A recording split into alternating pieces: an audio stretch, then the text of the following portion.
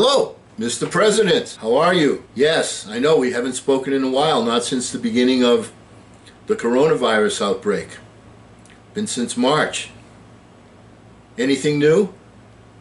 Yeah, I know, I'm just joking. I know there's a lot new. What can I do for you today? All right, yeah. What would I do? How would I approach these things? All right, well, I'll give you a little advice on leadership today. All right. Now, first of all, one of the things you have to keep in mind is a leader doesn't move their people until they find out what moves their people. I think by virtue of the fact that there have been demonstrations in all 50 states, in cities, towns, villages, you're finding out what is moving the people here, aren't you? And it's not just the one segment, it's not just the black society, it is the entire society. And people are ready to lock arms, aren't they?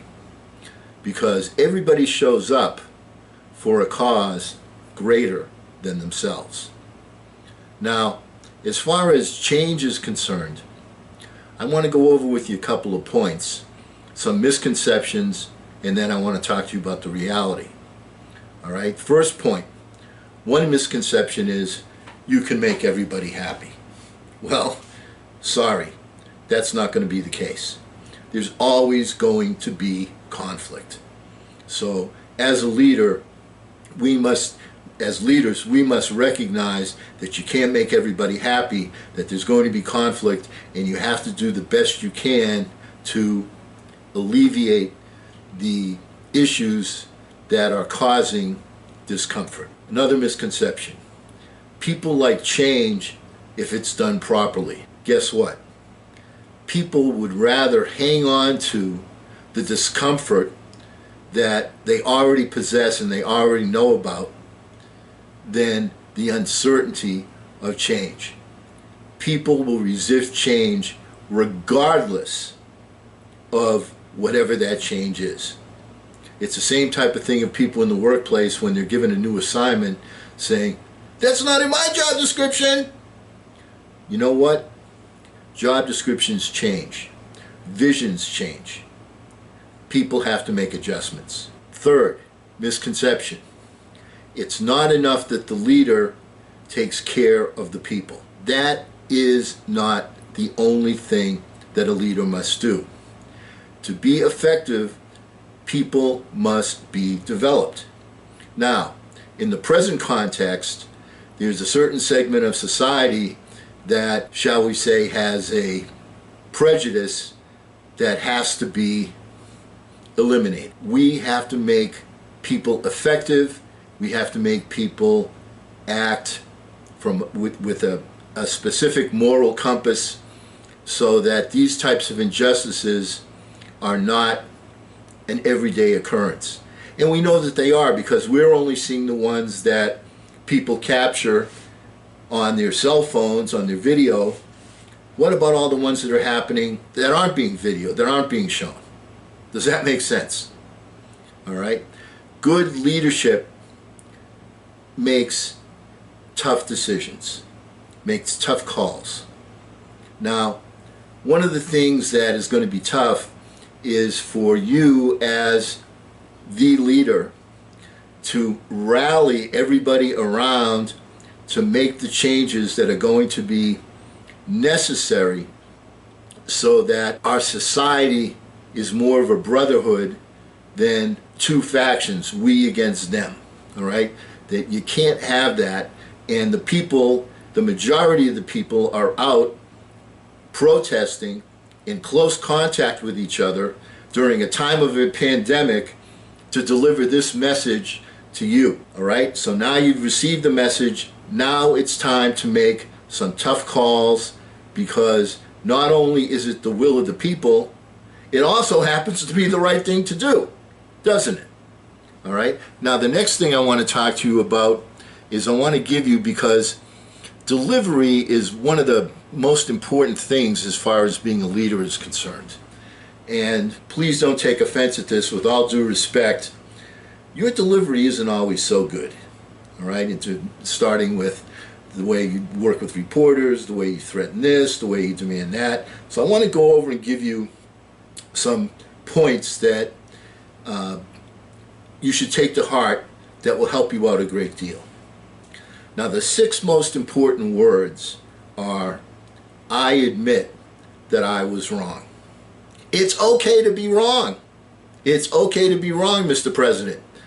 However, you can't keep saying that you were right, you were right, you were right. Obviously, there were points where you weren't.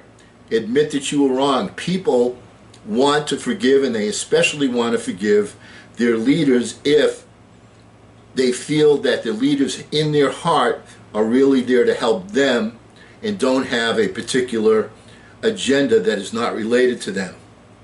Hint, hint, election. Excuse me.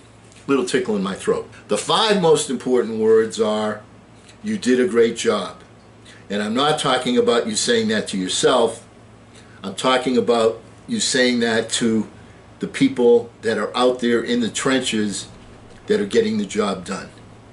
Does that make sense? When you tell someone they did a great job, it encourages them, it reinforces them, and it inspires them to do more. The 4 most important words, what do you think? It's okay to get the opinions of other people. People are going to disagree with you. If you don't listen to people that disagree with you, you're losing your finger on the pulse of what's going on out there. What do you think? Tell me about what you think. Tell me about how that makes you feel, how it makes you feel. These are important issues that obviously with all of these demonstrations you're seeing what people think. They're thinking, hey, law enforcement has too much freedom to do what they want to do and they're not accountable. It's time to make them accountable. The 3 most important words, could you please?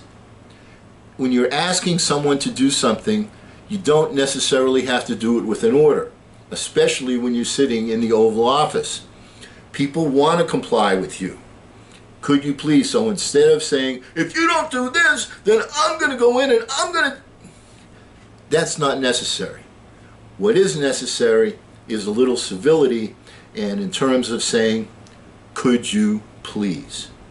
Which brings us to the 2 most important words, thank you. It's important to, as a leader, when things are getting accomplished and things are getting done, to not accept the credit yourself. And I've seen that over and over and over again. I'm sorry to say, Mr. President, but instead of saying, I did this, and if I didn't do that, and it's time to say, thank you. We appreciate your hard work. We appreciate the effort that you're putting out. We appreciate you. The most important word is we. This is the United States. This isn't one state. This isn't one city. This is a major country. It is we. We need this. We need that. We need to work together. We all feel the pain. The word we is something that will bond you with the general people, with the general public. And the least important word is I. People are not interested in I. What they're interested in is themselves. They're interested in what can you do for them. Their favorite radio station is WIIFM, which is what's in it for me. The least important word that you can speak as a leader is I. Now, it seems like we're maybe a little out of touch with the general public. To know a person, it's important to ask 3 questions. First, what is it that you dream about? Now, I think you can see that the people that are protesting are dreaming about, hey, how about equality for everybody? I want to be treated the same as everybody else. Second question, what do you sing about? What is it that makes you happy? An equal opportunity to enjoy the fruits of a country as great as America. And third, what do you cry about? What are the issues that are on your plate right now that you want to see addressed? How can we change them? Where is there something going on that's wrong where we can make it right so that you can enjoy the freedom, the pursuit of happiness, and the great opportunities that this country allows for everybody. That's the point. So, I don't want to make this too long. I've given you a lot to think about, Mr. President. That's right. That's right. Okay? Well, good luck. Thank you. Good luck. Bye-bye now. And because we never end a phone call on a philosophical note, let's get out there and charge! I'm Eli's dad.